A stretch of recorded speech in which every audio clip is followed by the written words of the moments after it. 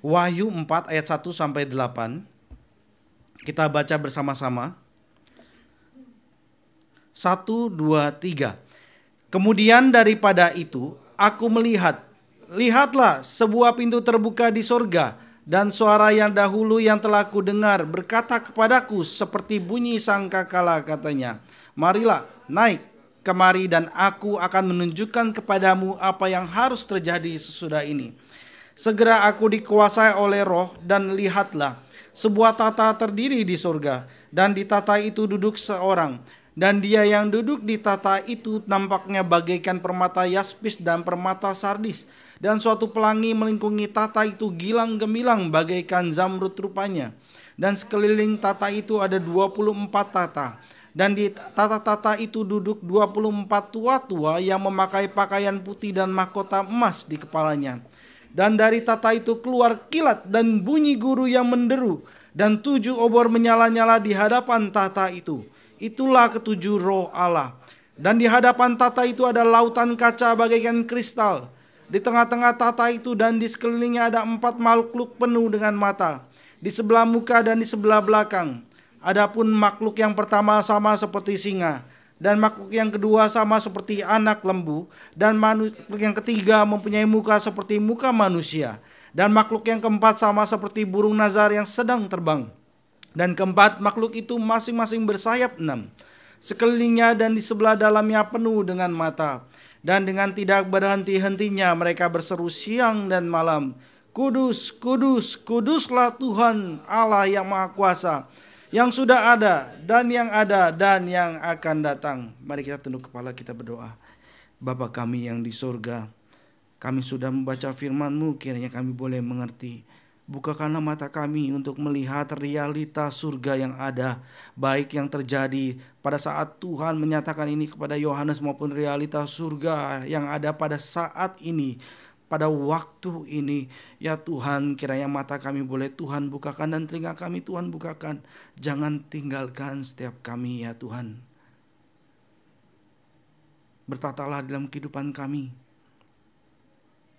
Engkaulah yang paling berharga dalam kehidupan kami.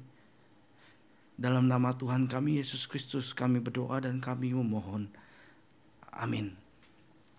Saudara, pada tahun 593 sebelum Masehi, seorang imam Yahudi yang bernama Yehezkiel berada dalam pengasingan di luar Babel. Di sana dia di sungai Kebar. Dikatakan tangan Tuhan berada di atas dia, menaungi dia, dia katakan. Dan di sana dia melihat penglihatan yang luar biasa. Dari dalam badai muncullah suatu cahaya yang terang, api yang berkilat-kilat, dan bersama dengan rupa 4 makhluk yang hidup. Yehezkiel 1 ayat 5. Dan masing-masing bersayap dan berwajah manusia, berwajah singa, berwajah lembu, berwajah elang, berwajah raja wali. Dan di atas kepala mereka ada lautan kristal di atas tata dan dikelilingi oleh pelangi. Ada yang menyerupai tata yang penampakannya seperti safir atau lazurit. Pada saat itu memang disamakan. Dan di atas yang menyerupai tata itu ada kelihatan seperti rupa manusia. Yehezkiel 1 ayat 26. Saudara lihat ada keterkaitan dengan kitab Wahyu. Selama berabad-abad penglihatan Yehezkiel ini begitu membingungkan para rabi Yahudi. Mereka membaca daripada penglihatan Yehezkiel ini mereka nggak mengerti. Dan sehingga beberapa di antara mereka hendak menghapus, membuang kitab Yehezkiel ini dari kanonisasi perjanjian lama. Jadi itu pernah terjadi. Dan seorang nabi, Hanania ben Hizkia, dikatakan telah membakar 48.000 liter minyak. 48.000 liter. Saudara, 1 liter aja harganya 150 yen kalau bensin. Kalau minyak untuk lampu, kalau tanah saya nggak tahu kalau yang bersih bagaimana. Ya mungkin ya setengahnya lah boleh gitu ya. Tapi 48.000 itu adalah jumlah yang sangat besar. 48.000 liter minyak untuk apa dipakai oleh dia? Untuk menyalakan pelitanya. Yang menemani dia untuk bergadang. Bergadang ngapain? Untuk mau tahu apa isi hati daripada Nabi Yehezkiel ini. Apa yang hendak Nabi Yehezkiel ini katakan. Jadi dia menghabiskan 48.000 liter untuk mempelajari satu kitab yang dia bingung. Apa ini? Dan seiring dengan berjalannya waktu, saudara, kita baru mengerti artinya. Dari mana? Dari perjanjian baru. Antara Wahyu 4 dan Yehezkiel 1 itu saling kait-mengait, saling memperlengkapi dan memperjelas, saudara. Dan menolong kita untuk mengerti penglihatan daripada Yehezkiel ini. Inti dari penglihatan Yehezkiel adalah untuk menunjukkan kedaulatan Allah di masa kesengsaraan. Apa yang dialami Yehezkiel, apa yang dialami Yohanes sama konteksnya. Di zaman Yehezkiel, Kaisar Babel memerintah dari tatahnya. Tetapi pencobaan yang dihadapi Yerusalem pada akhirnya datang dari tata Allah yang lebih mulia. Tahu mereka dihancurkan oleh Raja Babel. Tapi mereka tahu juga di atasnya ada tata Allah di surga yang berdaulat. Dan inilah pengharapan besar Yehezkiel dalam pengasingannya yang jauh dari rumah. Bahkan dalam penghakiman, bahkan dalam kesengsaraan, Allah akan setia pada janji-janjinya untuk menyelamatkan umatnya. Allah akan setia pada janji-janjinya untuk menyelamatkan umatnya. Di zaman Rasul Yohanes yang sedang diasingkan di Patmos, sama, dibuang ke Patmos. Gereja-gereja Asia menghadapi penganiayaan dari tata kaisar di Romawi. Meskipun demikian, Allah lah yang benar-benar memerintah di atas sejarah. Allah mendatangkan keselamatan. Dan apa yang terjadi? Menggulingkan kejahatan. Di mana sekarang Babel? Di mana sekarang Roma? Saudara, sebagai gambaran besarnya, kalau saudara melihat hal ini, saudara akan kagum, takjub akan apa yang Allah lakukan, sekaligus memberikan kedamaian dalam hati saudara. Kalau saudara mengerti akan kedaulatan Tuhan ini. Saudara, ada hal yang aneh gitu ya. Di mana pemerintahan seperti misalkan di Cina ya, begitu mengopres kekristenan berkembang dengan pesat di Cina ya. Dan ini begitu mengejutkan. Saudara, gambaran besar dari kitab Wahyu ini disusun dalam, untuk mempermudah kita lihat, ini ada gambaran besar dalam 7 bagian. Dan masing-masing bagian menyatakan sejarah zaman gereja dari sudut pandang dari Allah di surga. Jadi bagaimana Allah melihat yang di bumi gitu ya. Walaupun nanti ada dari sudut pandang di bumi gitu ya. Tapi ini lebih ke arah gambaran besar ya, sudut pandang Allah di surga dan diperlihatkan kepada kita. Dan ketujuh bagian ini merupakan siklus yang semakin lama semakin intens seiring berjalannya waktu, dan semakin lama semakin menyempit fokusnya menjelang akhir zaman. Semakin fokus menjelang akhir zaman.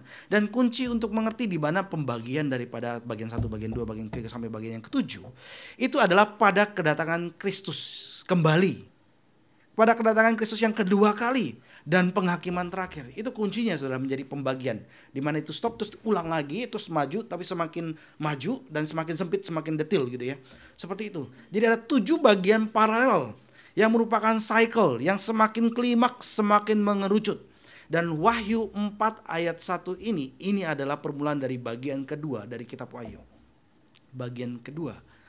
Di siklus ini kita mulai melihat sejarah yang ada di depan. Kalau sebelumnya adalah sejarah pada saat itu, memang juga ini juga menjadi bicara juga gitu ya bagi gereja yang akan datang, bicara mengenai 7 surat gereja kepada 7 jemaat di 7 yang Tuhan berikan. Sekarang benar-benar lebih ke arah fokus untuk melihat apa yang akan ada di depan. Tapi melibatkan Yohanes yang realita pada saat itu dibawa rohnya ke surga. Seperti itu saudara. Yesus memanggil Yohanes di ayat 1b. Katakan, aku akan menunjukkan kepadamu apa yang harus terjadi sesudah ini. Jadi ini adalah suatu realita pada saat itu. Yohanes diajak, dibawa, diperlihatkan apa yang harus terjadi sesudah ini. Pasal 4 dan pasal 5 ini menggambarkan realitas saat ini di surga. Jadi ketika dikatakan para tua-tua melemparkan mahkota nanti, itu adalah realitas saat ini di surga pada 2000 tahun yang lalu. Dan begitu juga realita ketika para malaikat dan 4 makhluk yang menyembah Tuhan, itu realita di surga. Bahkan saat ini seperti itu. Dan pasal 6 ini menunjukkan terbukanya keenam materai rencana Allah yang diakhiri kemudian dengan murka anak domba. Dan tidak ada yang dapat yang bersembunyi daripadanya. Mereka ada yang takut bersembunyi gitu ya. Awalnya mereka mengatakan bahwa ya nggak ada lah murka anak domba itu gitu ya. Nggak ada yang namanya Tuhan, nggak ada. Kalau Tuhan pun ada, dia terpisah, dia nggak peduli gitu ya. Jadi sehingga mereka manusia akan membuat semakin bebas-bebasnya untuk menjalankan kejahatan dan dosanya. Tapi ketika saatnya tiba, mereka mau bersembunyi dari murka anak domba pun tidak bisa. Dan pada akhirnya dengan bahkan dipaksa pun akan mengakui bahwa Yesus adalah Tuhan. Unwillingly. Tetapi orang percaya willingly mengakui Yesus adalah Tuhan. Dan kemudian pasal ke-7. Ini adalah menutup bagian kedua dari cycle yang ini. Dan ditutup dengan pujian bagi orang-orang yang ditebus dalam kemuliaan zaman yang akan datang. Saudara, tujuan dari penglihatan ini adalah untuk menyampaikan kepada kita bahwa segala sesuatu diatur oleh Tuhan. Tuhan yang bertata di surga berbeda dengan kita di bumi. Tuhan yang bertata di surga. Penglihatan di surga diberikan untuk memberikan penghiburan kepada orang-orang percaya di tengah-tengah pencobaan mereka yang mematikan. Baik Yeskel demikian, baik Yohanes demikian. Dan ini sebagaimana yang dikatakan di Mazmur 99 ayat 1. Tuhan bertata, biarlah bangsa-bangsa gemetar. Dia bersemayam di atas kerup-kerup, biarlah bumi gemetar. Mazmur katakan. Saudara, penglihatan Yohanes ini dimulai dengan lihatlah sebuah pintu terbuka di surga. Yohanes katakan. Sebagaimana Yeskil, sebagaimana Yesaya, sebagaimana Musa, saudara, dipanggil Tuhan untuk naik ke atas. Yohanes juga dipanggil ke hadirat Allah oleh suara Kristus. Naiklah, marilah, naik, marilah, datanglah, hadirlah, naik ke atas. Aku akan menunjukkan kepadamu apa yang harus terjadi kemudian. Yohanes diangkat di dalam roh, masuk ke dalam kemah suci yang sejati, yang sesungguhnya. Yang di bumi yang dibuat bayang-bayangnya gitu ya. Yang di surga adalah yang sesungguhnya. Yang surgawi, di mana Allah bertata dalam kemuliaannya di surga. Dan tabut perjanjian yang hilang karena pembuangan Babel kan diambil tuh. Tapi setelah itu kan nggak tahu nih tabut perjanjian di mana. Itu bukan ditemukan oleh Harrison Ford, bukan ya? Dalam Indiana Jones, bukan. Tapi ada di surga. Kemudian Yohanes katakan, aku melihatnya, sesungguhnya tabut perjanjian ada di sana. Saya nggak tahu bagaimana ya. Masuk ke sana gitu ya. Suatu realita yang kita pun sekarang masih meraba-raba seperti apa itu. Di surga Yohanes melihat sebuah tata. Dan di atas tata ada yang duduk di atasnya. G.B. Caird mengatakan, bagi mereka yang hidup di bawah bayang-bayang tata kaisar di bumi maksudnya. Dan mendapati bayang-bayang itu menjadi lebih gelap oleh bayang-bayang tata iblis. Termasuk kengerian, kesengsaraan, penderitaan yang datang karenanya. Satu kebenaran yang paling penting di atas segala sesuatu yang lain adalah bahwa ada tata yang lebih besar di atas sana. Yesus katakan, aku akan menunjukkan kepadamu apa yang harus terjadi sesudah ini. Ini artinya saudara, sejarah itu enggak terjadi dengan sendirinya. Sejarah tidak terjadi dari apa yang mungkin terjadi. Sejarah tidak terjadi dari yang bahkan apa yang akan terjadi. Tidak terjadi seperti itu. Tetapi sejarah terdiri dari apa yang harus terjadi karena ditetapkan oleh kehendak Allah yang berdaulat. Sekali lagi saudara, sejarah itu tidak terdiri dari apa yang mungkin terjadi atau bahkan apa yang akan terjadi. Tetapi sejarah terdiri dari apa yang harus terjadi karena ditetapkan oleh kehendak Allah yang berdaulat. Saudara, ketika saudara melihat hal ini saudara akan tahu apa itu namanya keselamatan, kedamaian, kesukacita di dalam Tuhan Ini namanya beriman, saudara. Beriman kepada Kristus. Benar-benar beriman. Saudara akan tahu apa itu yang namanya kedamaian, ketenangan. Walaupun badai datang, kesengsaraan datang, penderitaan datang, itu nggak akan mengganggu sukacita yang daripada Tuhan. Nggak akan. Ketika bicara kedaulatan Tuhan, itu bukan saja bicara tentang kasih karunia-Nya yang menyelamatkan. Bahwa Tuhan akan menyelamatkan. Tentu itu ada, itu besar, poin besar. Tetapi kitab Wahyu juga menekankan kedaulatan Allah atas pencobaan dan penganiayaan yang dihadapi gerejanya. Bahkan ketika penderitaan, kesulitan, kesengsaraan, kengerian itu datang pun, itu dalam kedaulatan Tuhan. Ini menekankan kedaulatan Tuhan atas pencobaan, atas penganiayaan yang dihadapi oleh gerejanya. Yang ditetapkan Allah untuk kebaikan dan kemuliaan Allah. Saudara, ini ditekankan loh di sepanjang Alkitab. Dan ini juga ditekankan dalam kitab Wahyu ketika penghakiman dan kesengsaraan itu turun dari tatahnya ke atas bumi. Memang bukan Tuhan yang melakukan nih, iblis yang melakukan ya ketika ada cobaan, ada godaan ya. Tapi saudara bisa melihat ada Tuhan yang bertata di sana. Dan ini terus dibicarakan mengenai Allah yang berdaulat. Saudara, ada seorang yang Joni Eareckson Tada tahu ya. Dia seorang remaja. Setelah dia lulus SMA, kalau nggak salah lagi acara lulusan sekolahnya, dia pergi. Dia anak yang sangat lincah, pintar berkuda, suka lalu lompat, berenang gitu ya. Satu kali ketika liburan di sekolah, dari lulusan sekolahnya, lalu bersama dengan teman-temannya dia lompat dari atas tebing, mau lompat ke dalam laut gitu ya.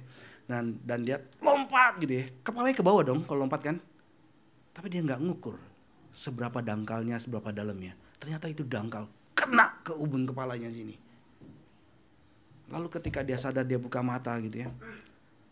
Loh, saya gak bisa gerak. Pada saat itu dia baru menjadi orang Kristen. Terus dia bertanya kepada Tuhan, kenapa ini terjadi? Loh, saya kalau percaya kepada Tuhan kok ini semua terjadi? Buat apa saya percaya kepada Tuhan? Dia bingung dengan pergumulan kekristenannya. Kemudian dia mendapatkan buku Lauren Butner mengenai doktrin predestinasi. Lalu dia baca, di situ dia mendapatkan kedamaian. Mendapatkan kedamaian yang sejati. Memang hanya bisa gerakin kepala, gak bisa gerakin semuanya. Tapi sekarang dia dipakai oleh Tuhan menjadi berkat bagi banyak orang. Menyatakan di dalam rencana yang bahkan kita gak tahu dalam hikmat manusia. Rencana Tuhan melampaui apa yang bisa kita pikirkan. Bahkan Tuhan memakai kelemahan kita dan kekurangan kita supaya nama Tuhan dimuliakan. Sebagaimana kesaksian Pak Kris tadi, saudara. Kadang kita putus asa gitu ya. Bahkan kalau ngelihat anak atau ngelihat saudara kita, kadang kita putus asa. Saudara, jangan berhenti untuk mendoakan mereka. Jangan berhenti untuk mendoakan mereka. Berharap mereka pun beroleh anugerah dan belas kasihan Tuhan.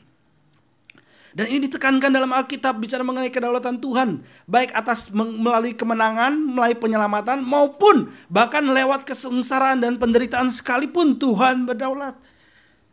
Di atas segala sesuatu ada Dia yang berdaulat, yang duduk di atas tahta di surga. Di mana makhluk-makhluk, di mana gereja-gerejanya yang telah ditebus, lalu bala tentara malaikat yang berada di sekeliling tahta meresponi Dia yang duduk di atas tahta. Allah yang berdaulat mengendalikan baik keselamatan maupun penghakiman. Dan ini merupakan penghiburan besar bagi orang-orang buangan seperti Yeskiel, bagi orang-orang yang dibuang seperti Rasul Yohanes. Saudara, ada satu masa di mana di Scotland itu ada raja yang ingin menguasai gereja gitu ya. Dan orang yang takut akan Tuhan pada saat itu adalah Alan Cameron, dan dia punya anaknya namanya Richard. Jadi dia di penjara. Lalu sehari sebelum eksekusi daripada Alan Cameron ini, dibawa satu kepala yang sudah dipotong dan kedua tangan sudah dipotong ke hadapannya. Kamu kenal siapa ini? Dia ngelihat, dia tahu, dia sedihnya luar biasa karena itu adalah anak yang dilahirkannya, Richard. Dia nangis, anakku, anakku. Saudara, kesedihan apa yang paling dalam ya? Bukan melihat anak ngelihat orang tua meninggal, itu nggak seberapa. Yang lebih menyedihkan adalah orang tua ngelihat anaknya pergi dulu, saudara. Dia ngelihat hal ini, dia menangis di hadapan Tuhan. Tapi kemudian dia ingat, Tuhan adalah Tuhan yang berdaulat. Dan lalu dia katakan, ini adalah Tuhan. Baiklah kehendak Tuhan, yang tidak membiarkan aku dan tidak membiarkan aku menderita, tetapi yang membuat kebaikan dan kemurahan mengikuti kita sepanjang hidup kita. Dia ingat Mazmur 23. Walaupun mati, saudara, walaupun gak dilepaskan daripada maut, tetapi dia boleh beroleh hidup di dalam Tuhan. Saudara, orang-orang percaya ketika benar-benar mengerti kedaulatan Tuhan, mereka memiliki damai sejahtera. Bahkan ketika pencobaan datang, kesengsaraan yang besar datang, mereka tetap tenang di hadapan Tuhan. Ya mungkin ya sempat goncang gitu ya, tapi nggak lama di sana. Langsung lihat Tuhan yang bertata, berdaulat di surga. Dan Paulus mengatakan kita tahu sekarang bahwa Allah turut bekerja untuk mendatangkan kebaikan bagi mereka yang mengasihi Dia. Roma 8 ayat 28. Saudara, ada bukunya Thomas Watson di sana ya, dengan tema ini. All things work together. Wahyu 4 ini merupakan pasal yang besar dalam Alkitab. Kalau Yohanes, pasal mana yang besar? Yohanes 3 yang besar. Kalau Roma berapa yang besar? Kami di leadership training ini baru bahas juga nih. Roma berapa? Ayo yang ikut leadership training, Roma berapa yang besar?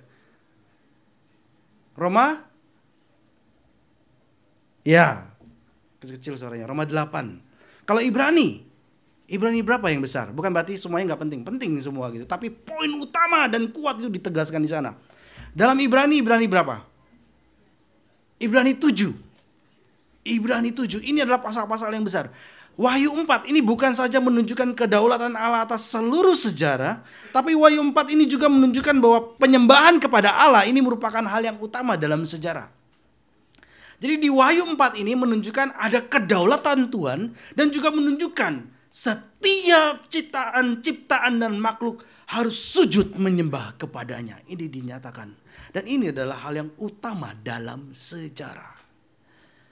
Dan penyembahan kepada Allah ini adalah panggilan tertinggi ciptaan. Sekali lagi ya, penyembahan kepada Allah ini adalah panggilan tertinggi ciptaan. Vern Poythress mengatakan, Allah adalah pusat spiritual yang paling penting dan paling menentukan serta pusat kuasa bagi alam semesta. Oleh karena itu makhluk-makhluk menemukan pemenuhan mereka yang sempurna. Makna dan kepuasan penuh dari keberadaan mereka di dalam penyembahan, pelayanan, dan pemujaan kepadanya. Saudara, kalau melihat pohon yang besar, saudara akan apa yang muncul ya? Yang dalam hati saudara ya? Kagum bukan? Waduh, usianya 1000 tahun. Lihat, kita peluk aja nggak cukup tangan kita ya.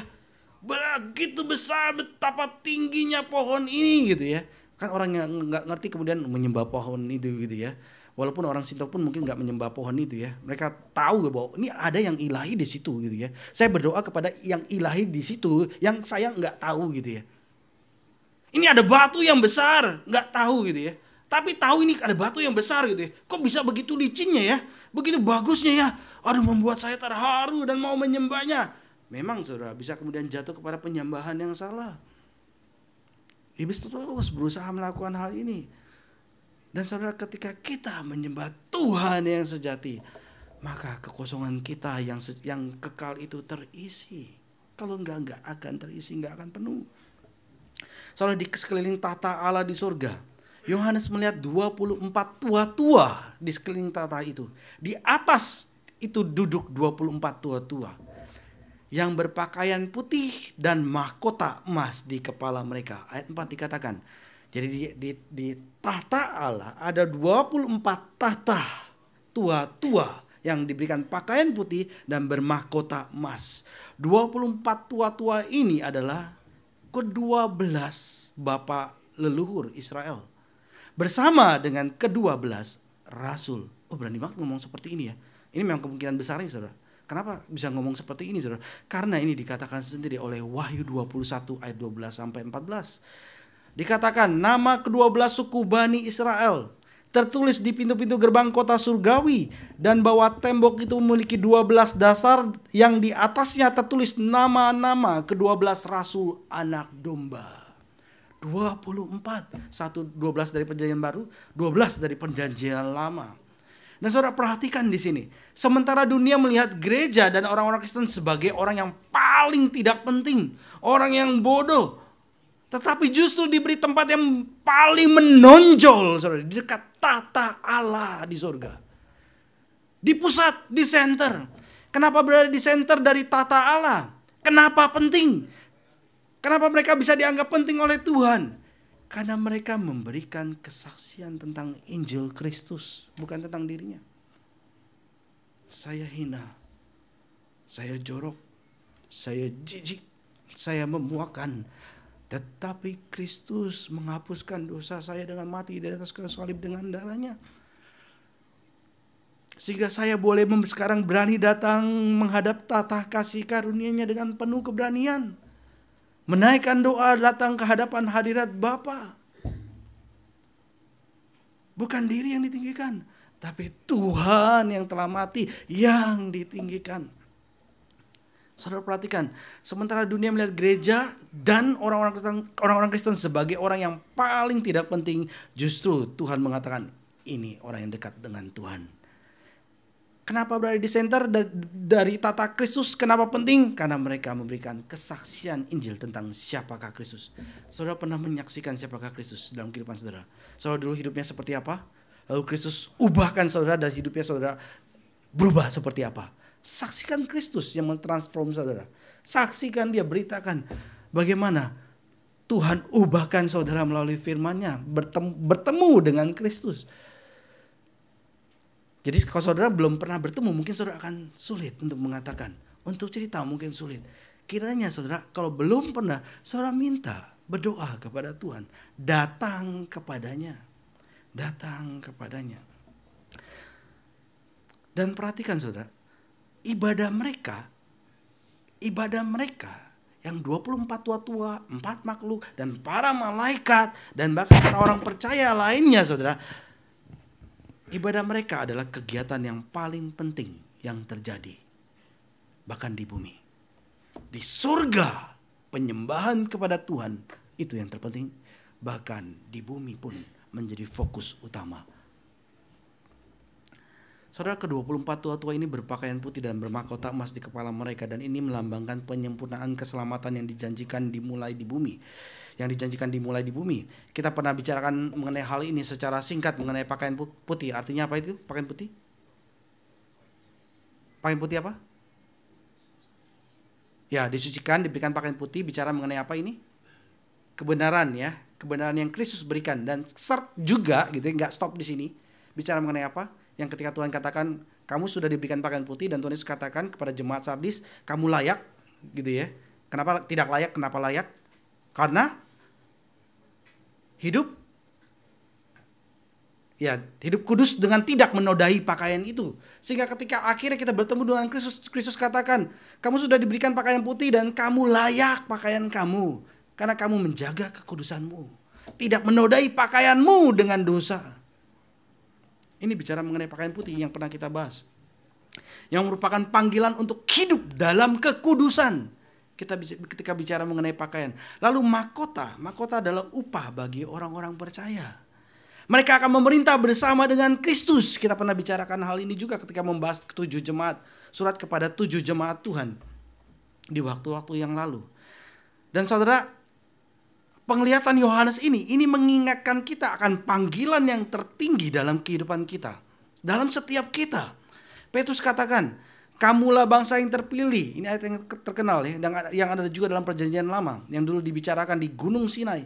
Kamulah bangsa yang terpilih, imamat yang rajani, bangsa yang kudus, umat kepunyaan Allah sendiri. Supaya kamu memberitakan perbuatan-perbuatan yang besar dari Dia. Yang telah memanggil kamu keluar dari kegelapan kepada terangnya yang ajaib. saudara, bersama dengan orang-orang kudus dari perjanjian lama dan perjanjian baru yang berkumpul di hadapan tata. Kemudian Yohanes melihat, selain 24 tua-tua ini, Yohanes melihat makhluk-makhluk misterius di sekeliling tata itu. Keempat makhluk itu penuh dengan mata, dikatakan. Sebelah sini, sebelah sana gitu ya. Penuh dengan mata. Dan keempat makhluk ini dalam Yeskiel 10. Yeskiel 10 mengatakan keempat makhluk ini adalah kerubim. Kerubim. Para malaikat pengawal tata Allah yang perkasa. Dan mereka adalah makhluk mulia yang dilambangkan dengan emas di atas tabut perjanjian yang menutupi tabut perjanjian. Mereka juga sebagai tumpuan kaki tata Allah. Tabut perjanjian. Footstool. Wajah mereka ada yang seperti singa, wajah mereka ada yang seperti lembu, ada yang seperti manusia, ada yang seperti burung raja wali. Dan keempat wajah ini, saudara, mewakili makhluk di bumi. Roma 8 bicara mengenai ciptaan ya. Ada ya makhluk yang mengerang, menantikan kedatangan anak manusia. Bukan hanya ada orang-orang yang pilihan bicara manusia gitu ya, tapi bicara juga ciptaan yang lainnya. Dan keempat wajah ini, saudara, mewakili makhluk hidup di bumi. Bersama dengan manusia yang adalah wakilnya, makhluk dunia yang tertinggi. Lalu ada apa lagi? Singa yang adalah binatang buas tertinggi. Lembu adalah binatang jinak tertinggi. Nggak ada yang lebih jinak dari lembu. Lalu Raja Wali adalah yang tertinggi dalam jenisnya. Dan ini melambangkan fakta bahwa mereka memiliki semua sifat-sifat tertinggi dari ciptaan yang hidup. Dan sekarang mereka yang merupakan perwakilan dari makhluk-makhluk datang ke hadapan tata Allah. Jadi di sekeliling tata Allah dan keempat makhluk ini yang mewakili makhluk hidup yang diciptakan. Dan ditambahkan lagi di sekelilingnya itu ada 24 tua-tua yang mewakili gereja yang telah ditebus. Dan ditambahkan lagi di sekelilingnya berjuta-juta malaikat yang berkumpul di sekelilingnya. Dan saudara, ini yang ada realita saat ini juga di surga. Saat ini di surga. Dan semuanya itu mengelilingi tata surgawi untuk melakukan satu kegiatan yang paling penting di sepanjang masa. Dan itu sedang terjadi saat ini dan selayaknya juga di bumi, yaitu menyembah Allah. Meresponi Dia yang duduk di atas tata. Dan penglihatan Yohanes adalah untuk mengingatkan orang percaya yang terkepung. Bukan hanya karena kedaulatan Allah, tapi juga panggilan agung umatnya untuk memberikan kepada Tuhan kemuliaan di dalam setiap hal dan dalam setiap waktu.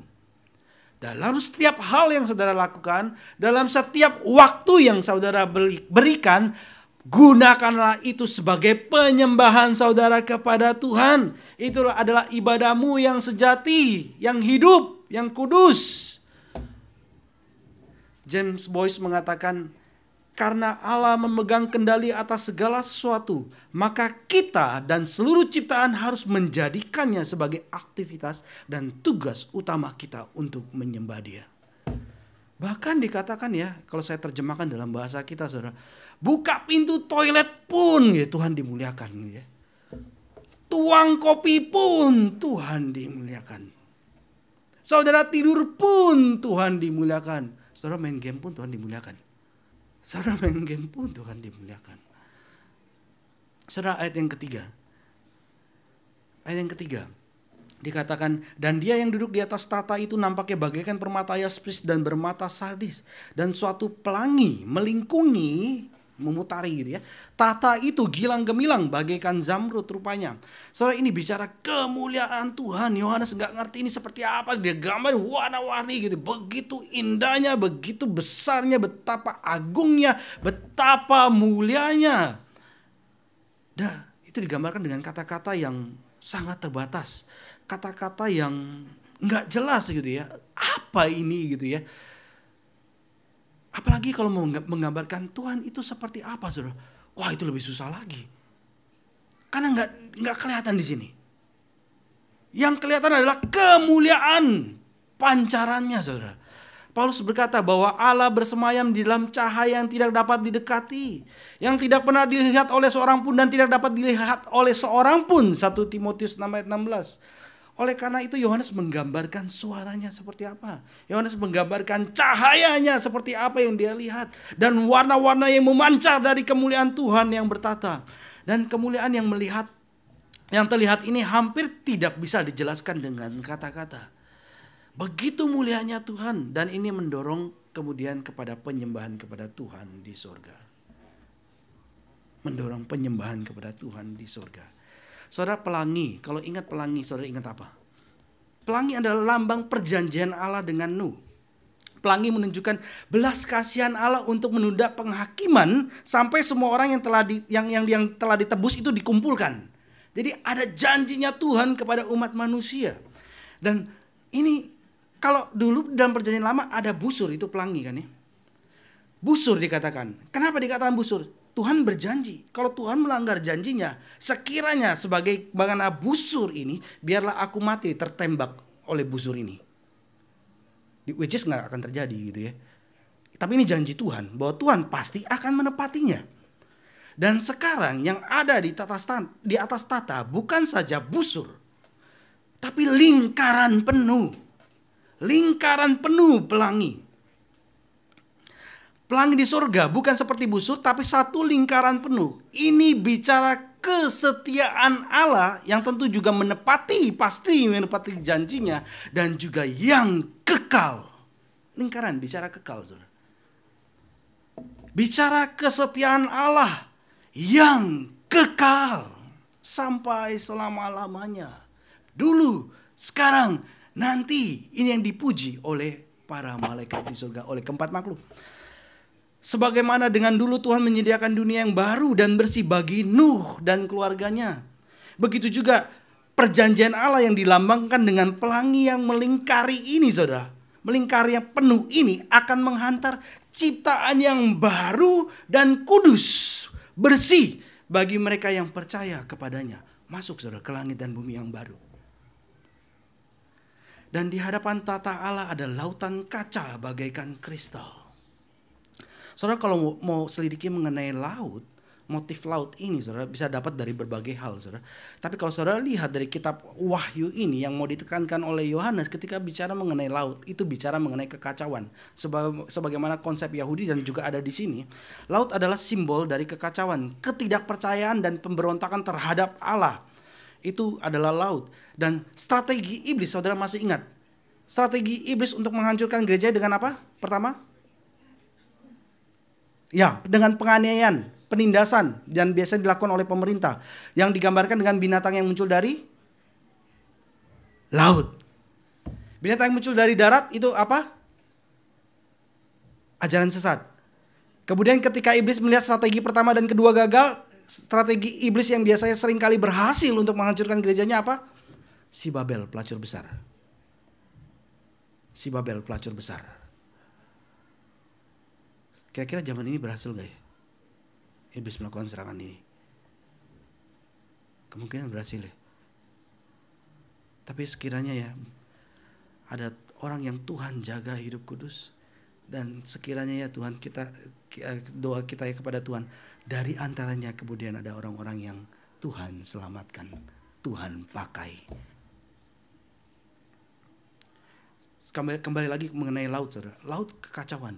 Lalu binatang yang pertama yang muncul dari laut itu bicara mengenai penganiayaan, penindasan, dan biasanya itu melalui pemerintah yang berkuasa.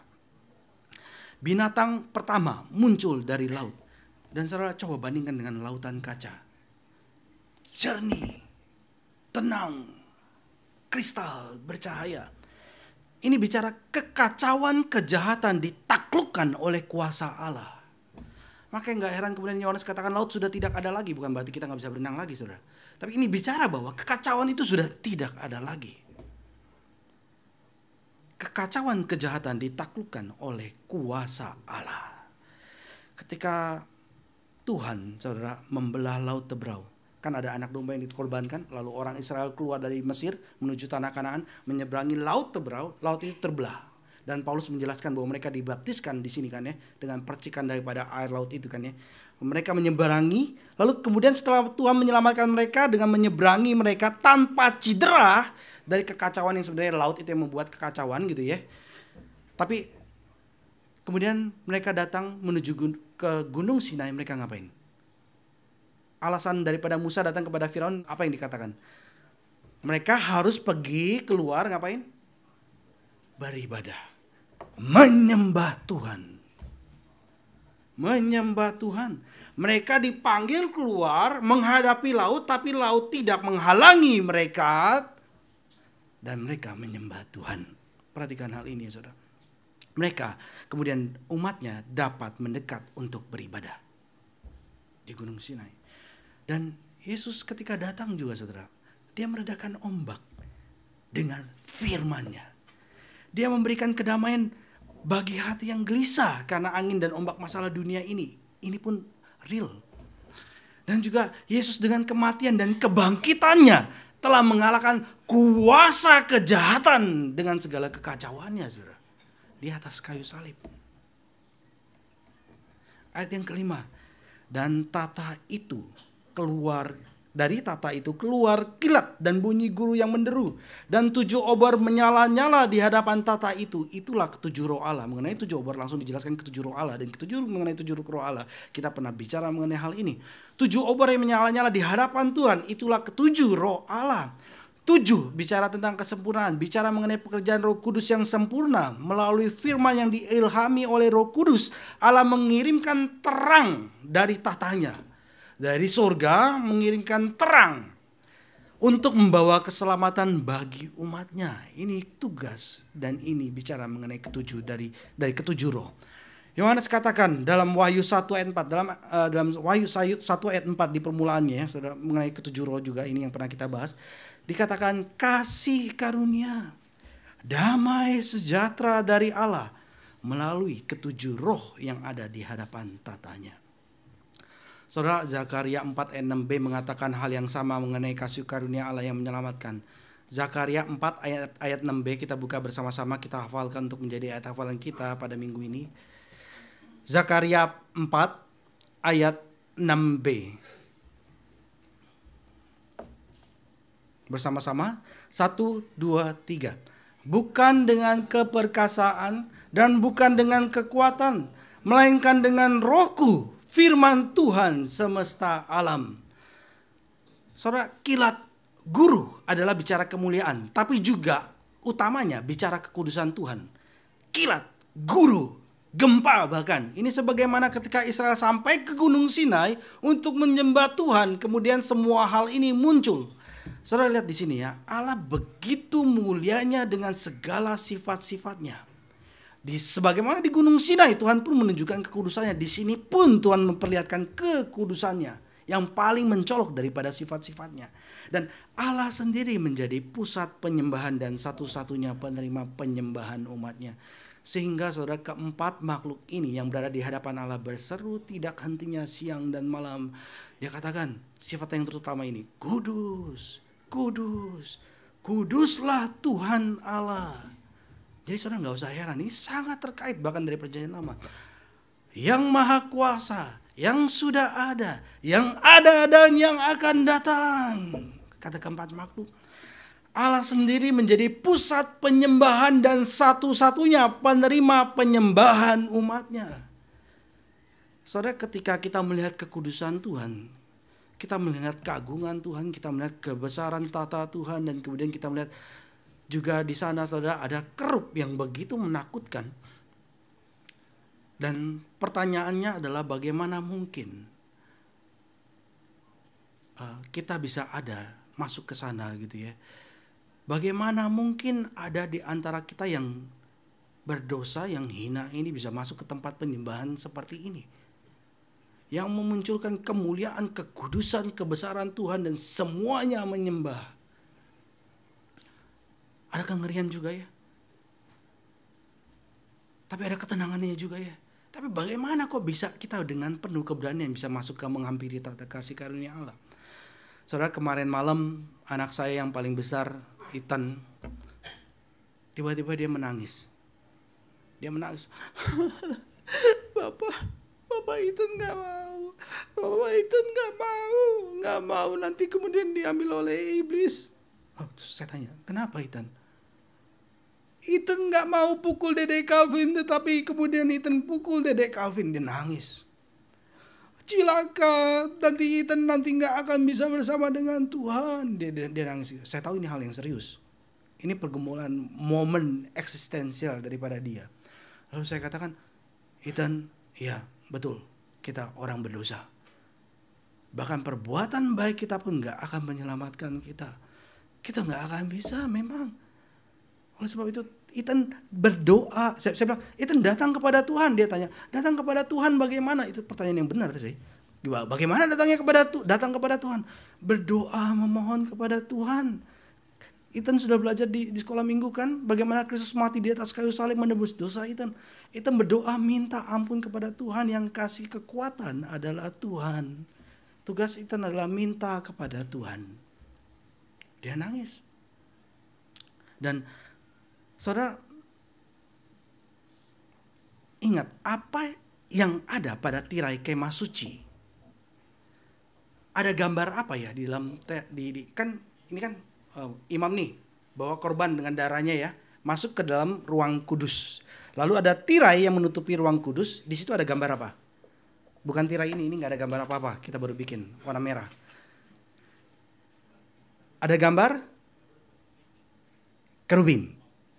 Kerubim. Bahkan di bait suci yang dibangun oleh Salomo ada kerubim. Lalu dengan darah itu dipercikkan ke sana 7 kali. Lalu kemudian kan imam nggak boleh masuk ke ruang maha kudus ya. Itu hanya boleh setahun sekali ya. Dan ketika masuk pun dia nggak boleh ngelihat kan. Itu harus ada ukupan yang dibakar dulu untuk memenuhi ruangan itu. Lalu kemudian dengan darah yang sudah diambil dipercikkan di bagian depan dari ini detail tapi ini benar-benar penting ya.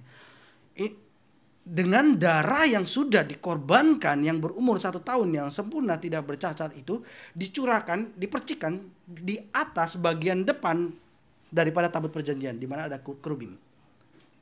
Lalu di bagian muka, di bagian sini di depannya, jadi satu di atas sekali, di sini depan itu 7 kali dipercikan. Baru imam itu bisa dengan aman masuk ke dalam ruang maha suci.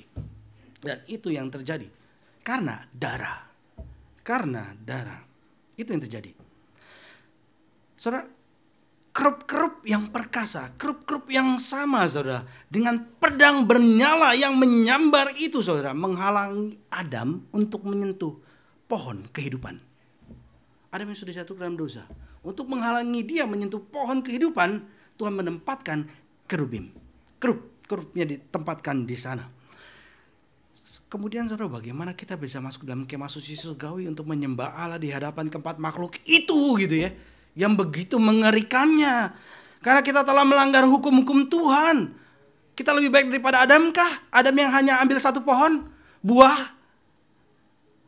Kalau kita lihat, wah lebih mengerikannya kita. Dan Adam memang perwakilan kita. Mungkin kita bisa menyalahkan Adam ya saudara, tapi itu masalah saudara. Kita sadar bahwa dosa itu terus menjalar saudara sampai kepada kita. Adam perwakilannya. Sebagaimana keempat makhluk ini adalah perwakilannya juga saudara. Adam adalah perwakilan dan kita sadar betul kita orang berdosa nggak akan masuk ke dalam tata di surga ketika berhadapan dengan kerubim ini yang begitu mengerikannya. Karena kita tahu bahwa kita sangat menodai pakaian kita dengan kotoran-kotoran. Bahkan yang kita pikir baik pun ya saya katakan bagaikan kain kotor. Bagaimana kita bisa masuk ke dalam kemah suci surgawi untuk menyembah Allah di dalam yang di hadapan keempat makhluk itu? Jawaban yang sama saya berikan kepada Ethan semalam. Dan tadi pagi saya ingatkan lagi. Jawaban yang sama. Bukan dengan kekuatan kita, tapi rohnya.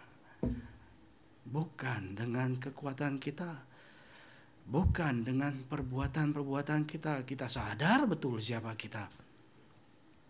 Kalau dalam perjanjian lama ada darah korban pada tabir dan pada tabut dicurahkan, di perjanjian baru sekarang ada darah anaknya yang dikorbankan. Sehingga saudara bisa masuk ke dalam tata kasih karunia-Nya dengan penuh keberanian untuk ngapain? Mendapatkan pertolongan kita pada waktunya. Untuk mendapatkan rahmat, mercy, grace. Bagaimana kita bisa masuk ke dalam kemah suci surgawi untuk menyembah Allah di hadapan keempat makhluk itu? Bukan dengan kekuatan kita, bukan dengan perbuatan-perbuatan kita, tetapi datanglah kepada Dia yang memanggil saudara. Sebagaimana juga Yesus memanggil Yohanes di pasal 4 ayat 1 ini. Marilah. Dia panggil Yohanes, masuk ke sana. Marilah naik. Marilah, datanglah, hadirlah. Yesus memanggil saudara dengan berkata, marilah. Memang roh kita nggak diangkat sekarang ke surga ya. Tapi Injil sudah berbicara, marilah ke kayu salib. Lihat ke atas. Tuhan Yesus sudah menubuatkan, orang akan melihat Dia yang tersalibkan, di mana darahnya telah menyucikan saudara dari kesalahan dosa untuk selama-lamanya. Yesus mengundang saudara ke kubur yang kosong, yang dengan kain mayatnya yang tersusun dengan rapi, di mana kemudian kebangkitannya memberikan hidup yang berkelimpahan bagi mereka yang percaya kepadanya. Marilah, datanglah. Dan sekarang Yesus mengajak saudara untuk melihat ke surga. Saudara yang sudah datang, saudara diajak untuk melihat realitas surga. Dan melihat apa yang akan menjadi milik saudara jika saudara datang kepada Allah melalui sungguh-sungguh percaya kepadanya. Sungguh-sungguh percaya kepadanya. Marilah, katanya. Yesus telah menyiapkan pakaian. Dia menyiapkan mahkota. Dia menyiapkan tahta yang bersih bagi semua orang yang menjawab panggilannya. Sudahkah saudara datang kepada Yesus? Dia memanggil saudara. Enggak pasti bahwa kita kalau secara rajin beribadah kita sudah datang benar-benar sungguh percaya. Enggak pasti, saudara. Sudahkah saudara datang kepada Yesus? Dia memanggil saudara, percayalah kepadanya. Bahkan sekarang dengan berkata, marilah, datanglah, hadirlah. Mari kita tundukkan kepala kita bangkit berdiri. Minta song leader menyanyikan lagu yang ketiga ini dengan tempo yang lebih lambat. Mari kita mendengar lagu ini.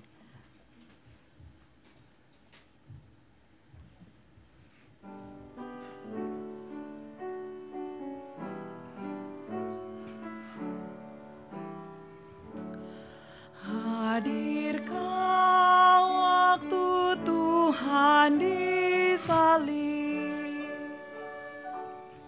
Hadirkah waktu Tuhan disalib. Oh,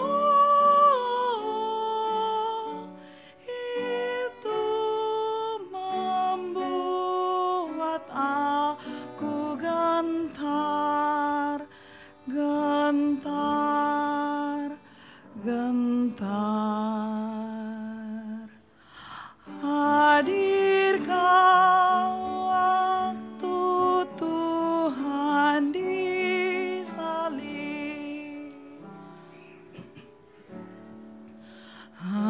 Hadirkah waktu Tuhan dipaku. Hadirkah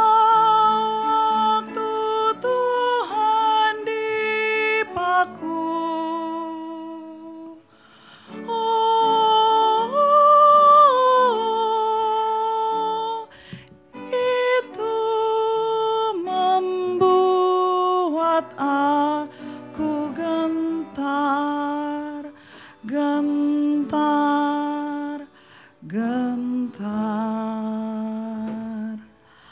Hadirkah waktu Tuhan dipaku. Song leader saja tanpa musik. Hadirkah waktu Tuhan dikubur. Hadirkah waktu Tuhan dikubur. Oh,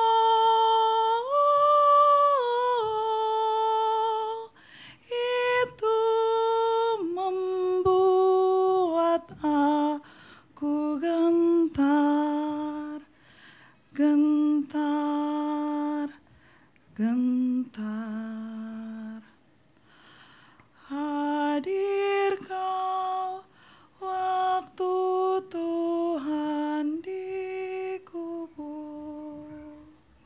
kami yang di surga, sungguh besar kasih-Mu sehingga Engkau memberikan anak-Mu untuk mati di atas kayu salib dan dikuburkan.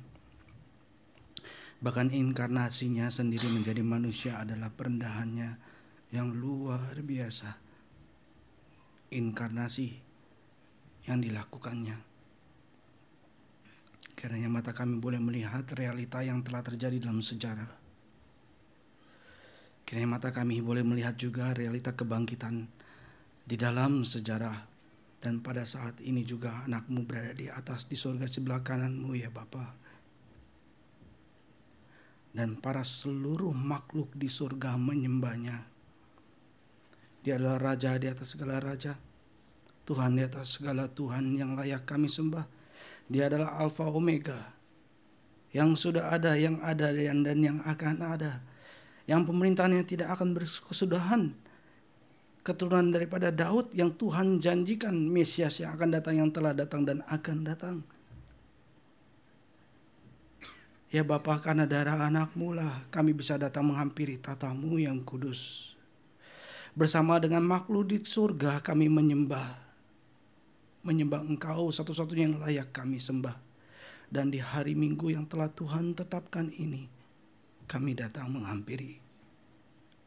Kiranya kami datang dengan gentar, takjub, kagum atas bukan lagi penghukuman Tuhan. Memang dulunya demikian karena kami takut untuk dihukum. Tapi sekarang kami melihat kasih karunia Tuhan yang begitu besar yang boleh Tuhan berikan kepada kami. Ketika saudara-saudara kami, baik orang tua kami maupun anak kami, sebagaimana Tuhan sudah terlebih dahulu melihatnya pertama kali. Bahkan ketika itu pun datang dalam kehidupan kami ya Tuhan.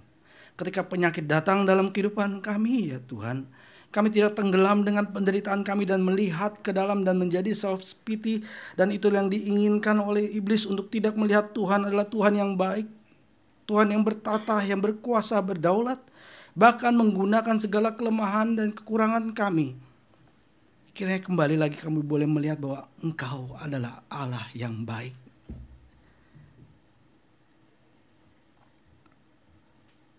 Terima kasih ya Bapa. Untuk firman yang boleh Tuhan berikan. Dari Kejadian sampai Wahyu dan pada hari ini dari kitab Wahyu.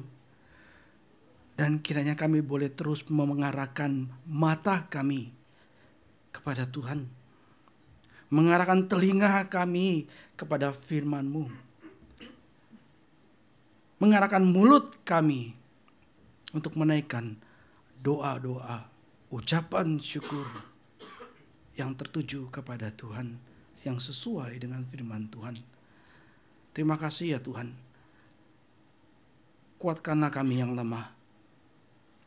Dalam nama Tuhan kami Yesus Kristus kami berdoa dan mengucap syukur. Amin.